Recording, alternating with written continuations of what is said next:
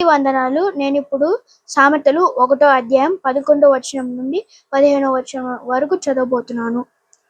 మాతో కూడా రమ్ము, మనము ప్రాణము తీయుటకై పొందియుండుము. నిర్దోషి అయిన యొకని పట్టుకొనుటకు దాగియుండుము. పాతాళము మనుషులను మృంగివేయునట్లు వారిని జీవముతోనే మృంగివేయుదము.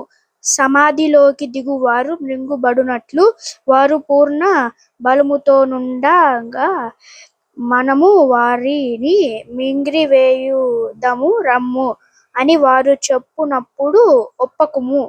పలు విధములైన మంచి సొత్తులు మనకు దొరకును. మన ఇండ్లను దోపుడు సొమ్ముతో నింపుకొందుము. నీవు మాతో పాలవాడివై ఉండుము. మనకందరికిని సంచి ఒక్కటే యుండును అని వారు నీతో చెప్పుదురు. నా కుమారుడా, నీవు వారి మార్గమునకు పోకుము. వారి త్రోవల యందు నడవకుండా నీ పాదము వెనుకకు తీసుకొనుము. ఆమేన్. అందరికీ వందనాలు. నేను ఈరోజు సామెతల గ్రంథం 1వ అధ్యాయంలో 16వ వచనం నుండి 20వ వచనం వరకు చదువుతున్నాను. కీడు చేయుటకై వారి పాదములు పరుగులెత్తును. నరహత్య చేయుటకై వారు త్వరపడుచుందురు. పక్షి చూచుండగా వల వేయుట వ్యర్థము.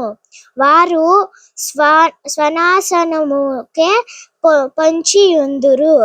తమను తామే పట్టుకొనుటకై దాగియుందురు. ఆశపాటకులందరి గాటి అట్టిదే. దానిని స్వీకరించి వారి ప్రాణము అది తీయును. జ్ఞానము వీధులలో కేకలు వేయుచున్నది. సంత వీధులలో బిగ్గరగా పలుకుచున్నది. Praise the lord.